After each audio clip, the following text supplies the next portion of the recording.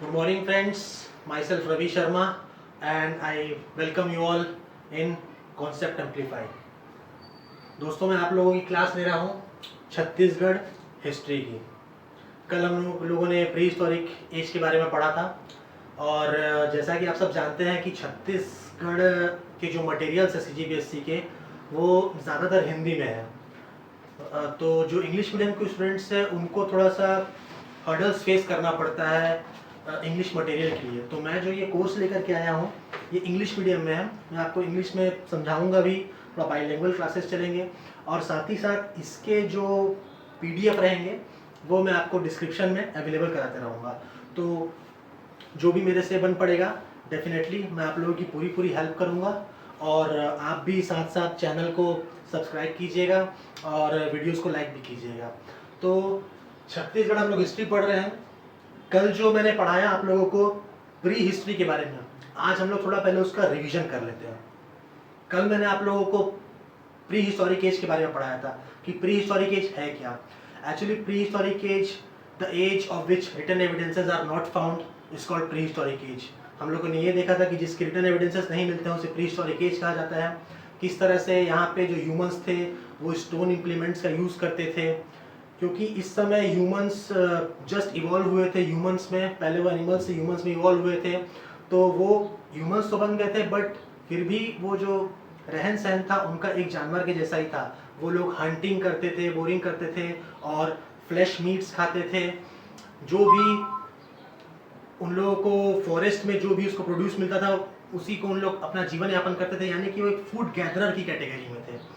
धीरे धीरे आप लोगों ने देखा कि उन्होंने फायर का डेवलपमेंट किया, उसके बाद फिर धीरे से उन लोगों ने डोमेस्टिकेशन किया एनिमल का, पॉटरी का डेवलपमेंट किया, और साथ ही साथ जैसे जैसे वो लोग नियोलिथिक एज की तरफ बढ़ते गए वैसे ही वो लोग एक फूड गैदरर से एक फूड प्रोड्यूसर बन गए। यानी कि इस समय तक उन लोगों के पास एक नॉलेज उन्होंने एक्वायर कर लिया था, उन लोगों के अंदर स्किल्ड हो चुका था, और साथ ही साथ जो नेचर के फोर्सेस हैं उनको मतलब वो समझ में आने लग गया था। तो इस तरह से उन्होंने एग्रीकल्चर स्टार्ट किया इसको समझ के, और साथ ही साथ वो एक परमानेंटली एक जगह पे रिसाइड होकर के रहने लग गए। यानी कि इसके बाद से एज ए सिविलाइजेशन वो धीरे धीरे फॉर्म करने लगे।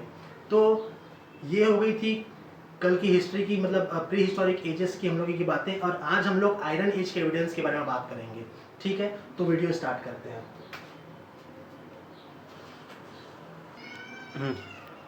तो फ्रेंड्स, अब हम लोग बात करेंगे आयरन एज के बारे में। जैसा आप लोगों को पता है कि सबसे पहले स्टोन की खोज हुई थी, मतलब उन लोगों ने स्टोन इम्प्लीमेंट्स का यूज़ किया था। उसके बाद फिर आयरन की खोज हुई। तो आयरन की खोज होने से क्या हुआ कि उन लोगों के लिए जो एग्रीकल्चर था वो थोड़ा आसान हो गया, बिकॉज आयरन थोड़ा स्टेबल एलिमेंट था, तो उसकी वजह से उन लोगों को खेती वेती करने में बड़ी आसानी हुई। हम लोग यहाँ पे ये जानेंगे कि आयरन एज की जो एविडेंसेस हैं वो छत्तीसगढ़ में कहाँ से और क्या क्या मिले हैं। सबसे पहले हम लोग देखेंगे स्टोन बाउंड्री के बारे में।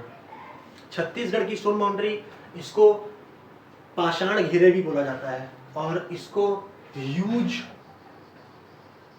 स्टोन मेमोरियल भी कहा जाता है। ये क्या होता है, जैसे कि जो भी डेड बॉडीज होती हैं, dead bodies buried and then they covered with large stones, that is called stone boundary. यानी कि जो डेड बॉडीज होती थी उस समय उनको पहले दफना दिया जाता था, यानी कि बरीड कर दिया जाता था, और उसके ऊपर बड़े बड़े पत्थरों से उन्हें ढक दिया जाता था, तो वो स्टोन बाउंड्री कहलाए। अब इसके जो एविडेंसेस हैं वो कहाँ कहाँ से मिले हैं छत्तीसगढ़ में। छत्तीसगढ़ में इसके एविडेंसेस मिले हैं करही बदर, चिरचारी,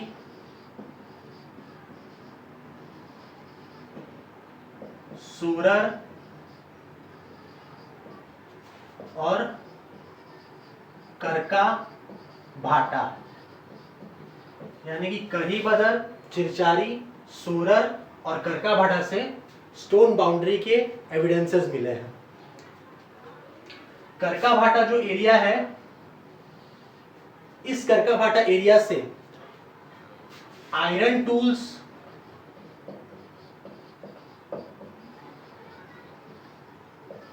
एंड पॉटरी के भी एविडेंसेस मिले हैं। यानी कि स्टोन बाउंड्री के एविडेंसेस करीबदर, चिरचारी, सोरर और करकाभाटा से मिले हैं। और करकाभाटा में इसके अलावा स्टोन बाउंड्री के साथ साथ आयरन टूल्स और पॉटरी के भी एविडेंसेस मिले हैं।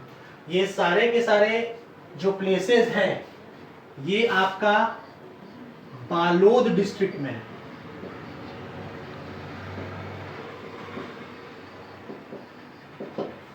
ये आपके सारे के सारे जो एविडेंसेस है कहाँ पे हैं? बालोद डिस्ट्रिक्ट में। एक और यहां से एविडेंस मिला है 500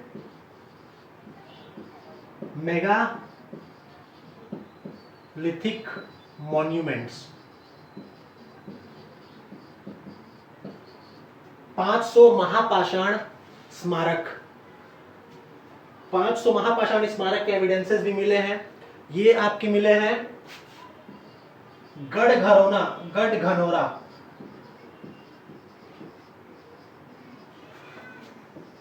विलेज, ये आपका कोंडागांव डिस्ट्रिक्ट में है। ये आपका कोंडागांव डिस्ट्रिक्ट में है। ठीक है, 500 मेगालिथिक मेगालिथिक मॉन्यूमेंट्स है आपका गढ़घनौरा कोंडागांव विलेज से मिले हैं। और इसकी खोज किसने की थी?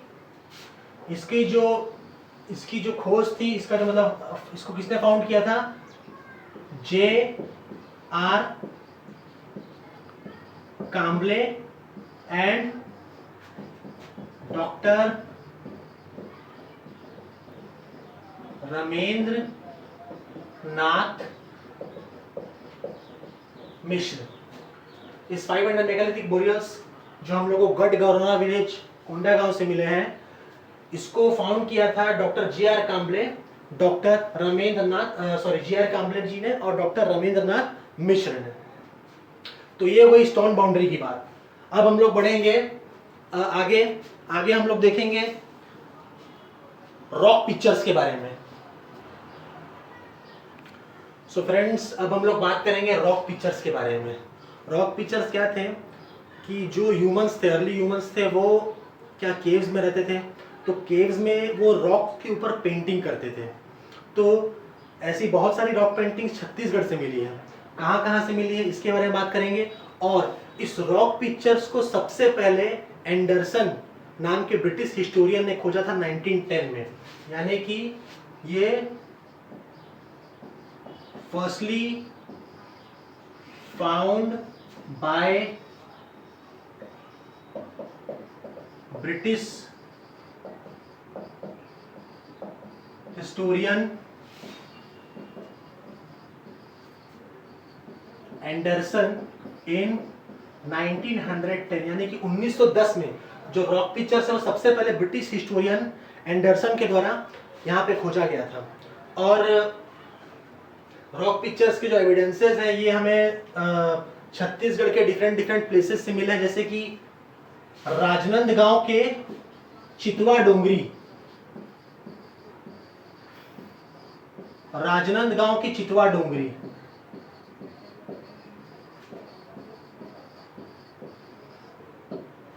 राजनांदगांव की चितवा डोंगरी से मिला है। इसको किसने खोजा था?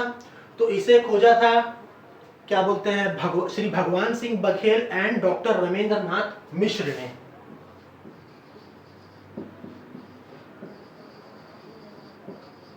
श्री भगवान सिंह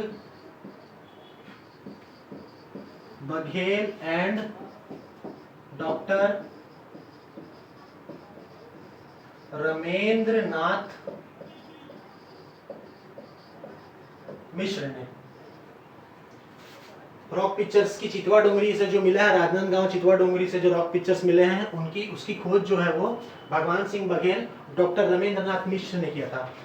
ये दो वही पर्सनालिटीज है जिन्होंने सबसे पहले नियोलिथिक रिमेन्स की भी खोज की थी। यानी कि इन्होंने, भगवान सिंह बघेल, डॉक्टर रमेंद्र नाथ मिश्र ने, they are actually they firstly found Neolithic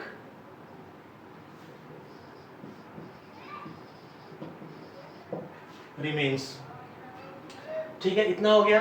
और इसके रॉक पिक्चर्स के कुछ एविडेंसेस और मिले हैं, कहाँ कहाँ से मिले हैं तो हम लोग उसके बारे में देख लेंगे।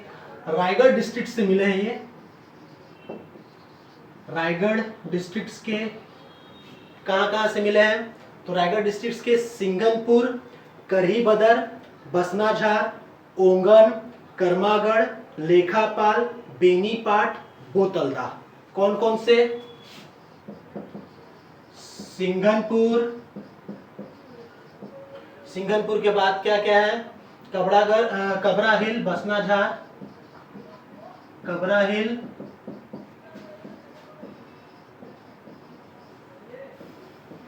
बसनाझार, ओंगन, ओंगन के बाद करमागढ़,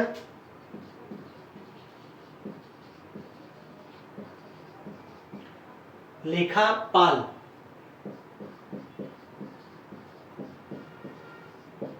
और बेनीपाट एंड बोतलदा।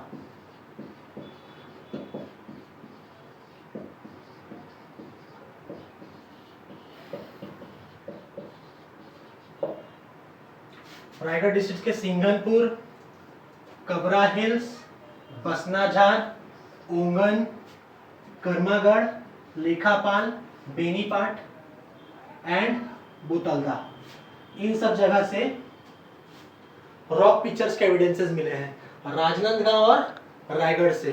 तो आप लोगों को ये जो एविडेंसेस है जहाँ जहाँ से मिले हैं उनके नामों को मेमोराइज करना होगा, क्योंकि पीएससी में क्या रहता है कि डायरेक्ट सवाल पूछता है, आपको ज़्यादा उसमें इन्वॉल्व नहीं होना है, बस आपको ये है कि आपको इन चीज़ों को मेमोराइज करना है, एविडेंसेस और कहाँ से मिले हैं, किसने खोजा है, क्योंकि डायरेक्ट कभी कभी सवाल इसमें पूछा जाता है।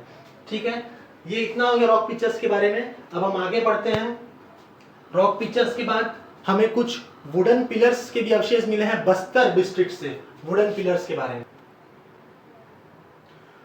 तो फ्रेंड्स अब हम लोग बात करते हैं वुडन पिलर्स के बारे में। वुडन पिलर्स के जो एविडेंसेस हैं वो हमें बस्तर डिस्ट्रिक्ट से मिले हैं। वुडन पिलर्स जैसे कि इसको हम लोग बोलेंगे कास्ट स्तंभ भी कहते हैं इसको। तो कास्ट स्तंभ में क्या होता था कि जैसे कि ये जो थे ये pillars are established by locals in honour of their brave persons, यानी कि जो इस एरिया में लोकल्स रहते थे वो क्या करते थे, ये कास्ट स्तंभ बनाते थे, यानी कि वुडन पिलर्स का निर्माण करते थे जो उनके लोकल में जो भी ब्रेव पर्सन है उसके सम्मान के लिए। जैसे कि एक सोसाइटी में उनका जो भी एरिया होगा, उनका जो भी रीजन होगा, वहाँ पे लोकल एरिया में कुछ ऐसे ब्रेव पर्सन हो गए जिन्होंने कुछ ब्रेव काम किए होंगे, तो उनके क्या बोलते हैं ऑनर में वो इस वुडन पिलर का क्या बोलते हैं निर्माण किया करते थे, इस्टेब्लिश करते थे वुडन पिलर। तो अब इसके एविडेंसेस कहाँ मिले हैं? इसके एविडेंसेस हम लोगों को बस्तर डिस्ट्रिक्ट से मिले हैं। इसके एविडेंसेस हम लोगों को बस्तर डिस्ट्रिक्ट से मिले हैं। बस्तर डिस्ट्रिक्ट में कहां से मिले हैं हम लोगों को इसके एविडेंसेस? बस्तर डिस्ट्रिक्ट के मासेनार,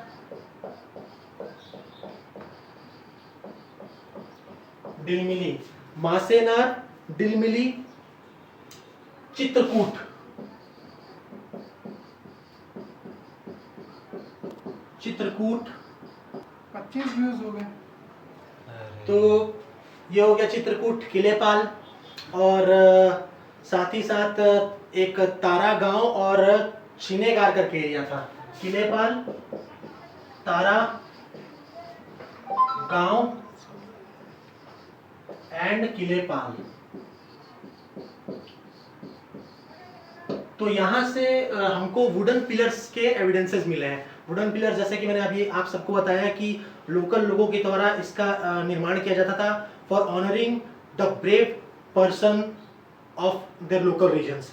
सो उनके ऑनर में ये वुडन पिलर्स का इस्तेमाल करते थे और इसके एविडेंसेस हमें कहाँ बस्तर डिस्ट्रिक्ट से मिले हैं। बस्तर डिस्ट्रिक्ट के मासेनार, डिलमिली, चित्रकूट, किलेपाल, तारागांव एंड सॉरी दो बार हो गया किलेपाल, किलेपाल, तारागांव एंड व्हाट वो छिनेगार।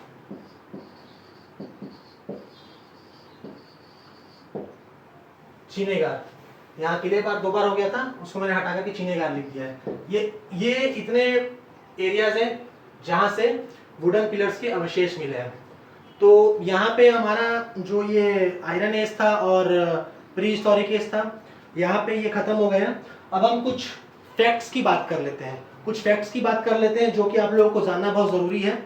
ये कुछ फैक्चुअल चीज़ें हैं जो आप लोगों को इसको मेमोराइज करना होगा, क्योंकि इससे डायरेक्ट क्वेश्चंस बन जाते हैं। तो आइए कुछ फैक्ट्स देख लेते हैं इसके।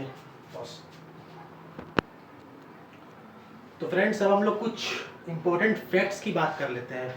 ये फैक्ट्स एग्जाम में पूछे जाते हैं कि एंशिएंट केव कौन सा है छत्तीसगढ़ का, लॉन्गेस्ट केव कौन सा छत्तीसगढ़ का, रायगढ़ को क्या कहा जाता है, सिंघनपुर और कबरा हिल्स की कौन इसको फाउंड किसने किया था, किसने खोजा था, सीता बेंगरा केव्स किसने खोजा था। तो सबसे पहले आप लोग याद रखें कि एंशिएंट केव कौन सा है। सबसे पहला एंशिएंट केव है आपका सबसे पहला एंशिएंट केव है आपका सिंघनपुर।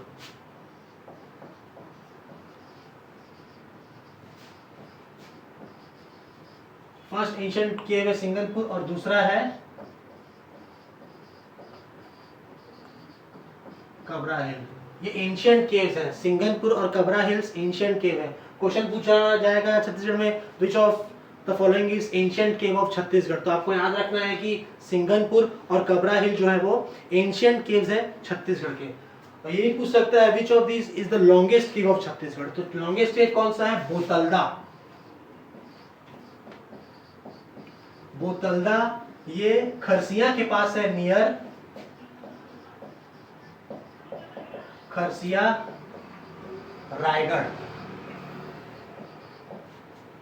एंशिएंट केव हो गया सिंघनपुर, कबरा हिल। लॉन्गेस्ट केव बोतलदा, ये खरसिया के पास है रायगढ़ में। रायगढ़ को शिलाश्रयों का जिला भी कहा जाता है, यानी कि रॉक शेल्टर डिस्ट्रिक्ट। रायगढ़ को ही रॉक शेल्टर डिस्ट्रिक्ट कहा जाता है। ऐसा क्यों कहा जाता है, क्योंकि आप लोगों ने अभी तक जो हम लोगों ने पढ़ा, आप लोगों ने देखा होगा कि मैक्सिमम एविडेंसेस रायगढ़ डिस्ट्रिक्ट से मिल रहे हैं। जितने भी हमारे स्टोन एजेस के या फिर आयरन एजेस के जो भी मैक्सिमम एविडेंस है वो रायगढ़ डिस्ट्रिक्ट से मिले हैं। इसीलिए रायगढ़ डिस्ट्रिक्ट को रॉक शेल्टर डिस्ट्रिक्ट यानी कि शिलाश्रयों का जिला कहा जाता है। ठीक है, अब हम लोग बात करते हैं कि सिंघनपुर और कबरा हिल्स किसने मतलब कौन इसके खोज करता थे, फाउंडर कौन थे।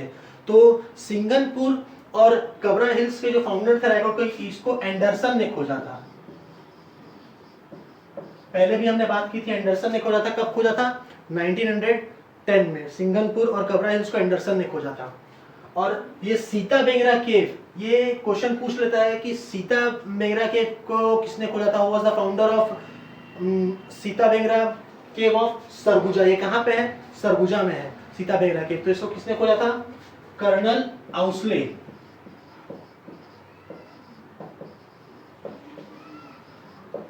इनको कर्नल आउसले ने खोजा था। तो ये तरह के फैक्ट्स हो गए हैं। आप लोग देख लीजिएगा कि एंशिएंट केव्स है सिंघनपुर, कबरा हिल्स। लॉन्गेस्ट केव है बोतलदा, खरसिया के पास रायगढ़ में। और रायगढ़ को रॉक शेल्टर डिस्ट्रिक्ट भी कहा जाता है। साथ ही साथ इनकी जो खोज है वो एंडरसन ने की थी, मैंने आपको बताया था कब, तो 1910 में। एंड सीता बेंगरा जो है वो उसको कर्नल आउसले ने खोजा है। तो यहाँ पे हमारा जो स्टोन एज है वो कंप्लीट हो चुका है छत्तीसगढ़ का। अब हम धीरे धीरे इसमें आगे बढ़ेंगे। महाभारत और रामायण काल और साथ ही साथ जो भी एंशिएंट और उसमें जो राजवंश थे वो सब हम लोग पढ़ेंगे। तो धीरे धीरे हम लोग आगे बढ़ेंगे, बस इतना ही। और जो इसकी पीडीएफ है वो आप लोगों को डिस्क्रिप्शन में मिल जाएगी।